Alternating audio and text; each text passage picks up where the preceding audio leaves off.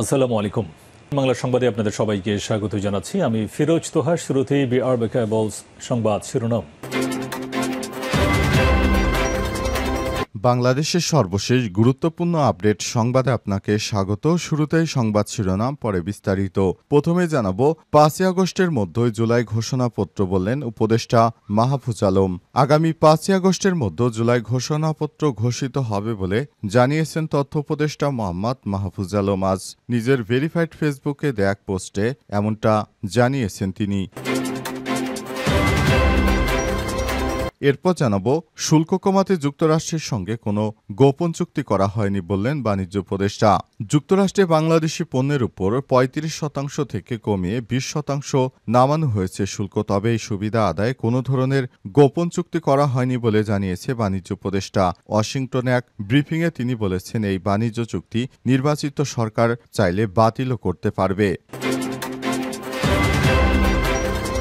এদিকে আঞ্চলিক নিরাপত্তা, ইন্দো প্যাসিফিক কৌশল এবং সামরিক শক্তি ব্যবহারের বিষয়ে ওয়াশিংটনে বৈঠকে বসছেন ড খলিলুর রহমান ও অ্যালিসন হুকার।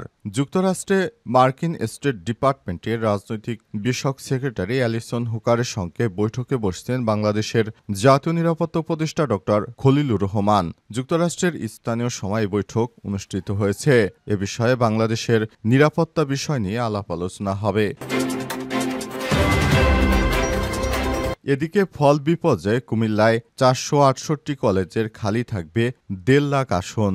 ২০২৫ সালের এসএসসি পরীক্ষার ফলাফল বিপর্যয়ের কারণে কুমিল্লা শিক্ষা বোর্ডের অধীনে কলেজগুলোতে সৃষ্টি হয়েছে শিক্ষার্থী সংকট। ফলাফল গণিতে ব্যাপক ভরাডুবির কারণে এবার একাদশ শ্রেণীতে ভর্তিতে কুমিল্লা বোর্ডে ৪৬৮টি কলেজে প্রায় ১.৫ লাখ আসন খালি থাকবে বলে আশঙ্কা করা হচ্ছে।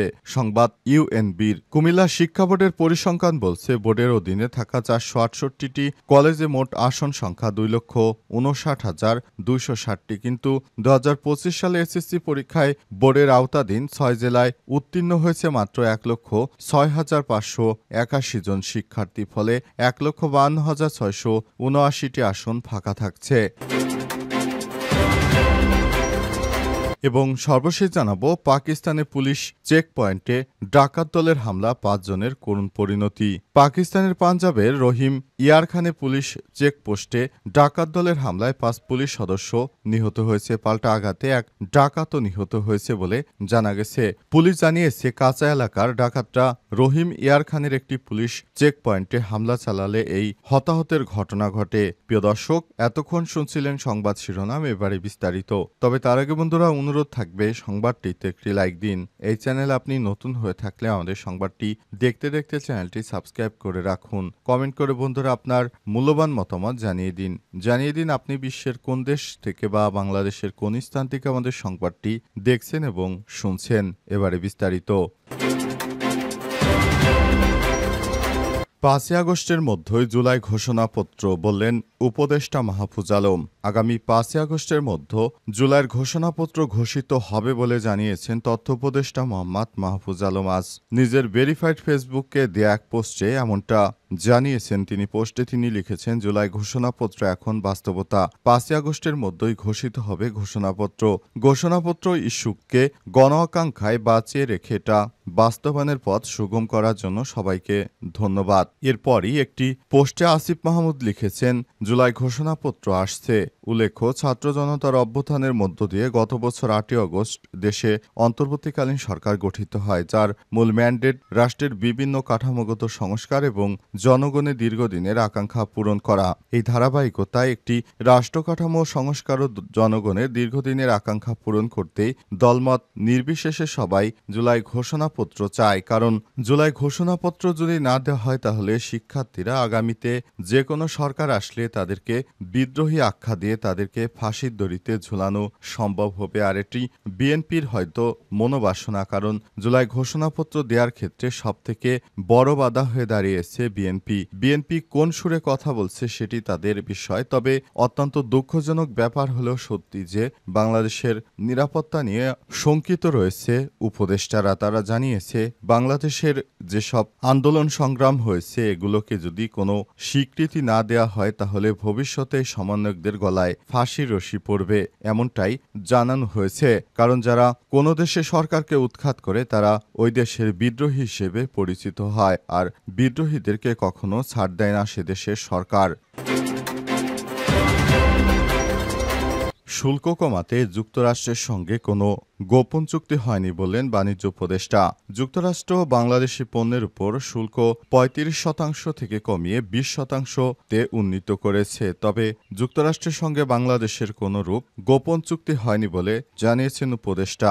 বাণিজ্য উপদেষ্টা জানিয়েছেন, আমরা যুক্তরাষ্ট্রের সঙ্গে যেসব চুক্তি করেছি সেটি সবার সামনে উন্মুক্ত। আমরা কোনো গোপন চুক্তির মধ্যে যাইনি। এসব গোপন চুক্তি আমাদের জন্য খুবই খারাপ পরিস্থিতি তৈরি করতে পারত। সুতরাং কোনো গোপন চুক্তিতে যেতে হয়নি যুক্তরাষ্ট্রের সঙ্গে। যুক্তরাষ্ট্রের সঙ্গে আলাপ আলোচনার মাধ্যমে আমরা কূটনৈতিকভাবে ২০% শুল্ক আরোপ করতে সমর্থ হয়েছি, যেটা অন্তর্বর্তীকালীন সরকারের প্রধান উপদেষ্টা প্রফেসর ড. মোহাম্মদ ইউনূসের একটি কূটনৈতিক সাফল্য হিসেবে বর্ণনা করা হয়েছে। অন্তর্বর্তীকালীন সরকারের প্রধান উপদেষ্টা প্রফেসর ড. মোহাম্মদ ইউনূস, যিনি বিশ্বের বিভিন্ন দেশের সঙ্গে তিনি যথেষ্ট ভালো সম্পর্ক রাখার চেষ্টা করছেন, যুক্তরাষ্ট্রের সঙ্গেও তার ব্যতায়ন নয়। তবে অন্তর্বর্তীকালীন সরকারের সবথেকে বেশি ভালো সম্পর্ক ছিল এর আগের টার্মে যারা যুক্তরাষ্ট্রের সরকার গঠন করেছিল তাদের সঙ্গে। তারা যদি এখন ক্ষমতায় থাকতো তাহলে অন্তর্বর্তীকালীন সরকারের প্রধান উপদেষ্টা অনেক স্বাচ্ছন্দ্যে রাষ্ট্রভার পরিচালনা করতে পারতেন। আঞ্চলিক নিরাপত্তা, ইন্দো প্যাসিফিক কৌশল ও সামরিক শক্তি ব্যবহারের বিষয়ে ওয়াশিংটনে বৈঠকে বসছেন ড.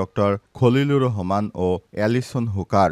যুক্তরাষ্ট্রের মার্কিন স্টেট ডিপার্টমেন্টের রাজনৈতিক বিষয়ক সেক্রেটারি অ্যালিসন হুকারের সঙ্গে বৈঠকে বসছেন বাংলাদেশের জাতীয় নিরাপত্তা উপদেষ্টা ড. খলিলুর রহমান। আজ বিকেলে যুক্তরাষ্ট্রের স্থানীয় সময় এই বৈঠক অনুষ্ঠিত হয়েছে। ওয়াশিংটন পররাষ্ট্র দপ্তরে বৈঠকটি অনুষ্ঠিত হয়। বৈঠকে দ্বিপক্ষীয় নানা গুরুত্বপূর্ণ ইস্যু নিয়ে আলোচনা হয়েছে বলে জানা গেছে। এর মধ্যে রয়েছে আঞ্চলিক নিরাপত্তা পরিস্থিতি, সন্ত্রাসবাদ দমন, ইন্দো প্যাসিফিক কৌশল, নিরাপত্তা সহযোগিতা, আসন্ন নির্বাচন, নাগরিক স্বাধীনতা এবং সম্প্রতির সময়ে বাংলাদেশের সামরিক শক্তি ব্যবহারের বিষয়ে মার্কিন স্টেট ডিপার্টমেন্টের ওয়েবসাইটে বৈঠকের সময়সূচি প্রকাশ করা হয়েছে। অন্তর্বর্তীকালীন সরকারের প্রধান উপদেষ্টা খলিলুর রহমানকে বাংলাদেশের জাতীয় নিরাপত্তা উপদেষ্টা হিসেবে নিয়োগ দিয়েছেন। তিনি বাংলাদেশের নিরাপত্তা বিষয়ে যুক্তরাষ্ট্রের সঙ্গে যথেষ্ট আলাপ আলোচনার মাধ্যমে কিভাবে বাংলাদেশকে একটি সুন্দর জায়গায় নিয়ে যাওয়া হয় সেজন্য সর্বাত্মক কাজ করে যাচ্ছে অন্তর্বর্তীকালীন সরকারের প্রধান উপদেষ্টার নিরাপত্তা উপদেষ্টা ড. খলিলুর রহমান। তিনি বাংলাদেশের শুল্ক নিয়েও যুক্তরাষ্ট্রের এসটিএস এর সঙ্গে আলাপ আলোচনা করেছেন। সেই সঙ্গে আলাপ আলোচনা করার মাধ্যমে তিনি পুরো বিষয়টিকে সুষ্ঠুভাবে পরিচালনা করেছেন বলে জানানো হয়েছে, যেটা অন্তর্বর্তীকালীন সরকারের প্রধান উপদেষ্টা প্রফেসর ড. মোহাম্মদ ইউনূসের জন্য খুবই গুরুত্বপূর্ণ বিষয়। পাকিস্তানের পুলিশ চেকপয়েন্টে ডাকাত দলের হামলা, ৫ জনের করুণ পরিণতি। পাকিস্তানের পাঞ্জাবের রহিমিয়ার খানে পুলিশ চেকপোস্টে ডাকাত দলের হামলায় ৫ পুলিশ নিহত হয়েছে। পাল্টাঘাতে এক ডাকাতও নিহত হয়েছে বলে জানা গেছে। আজ এই তথ্য নিশ্চিত করেছে পাঞ্জাব পুলিশ। এক বিবৃতিতে পাঞ্জাব পুলিশ জানিয়েছে, কাঁচা এলাকার ডাকাতরা রহিমিয়ার খানের একটি পুলিশ চেকপয়েন্টে হামলা চালালে এই হতাহতের ঘটনা ঘটে।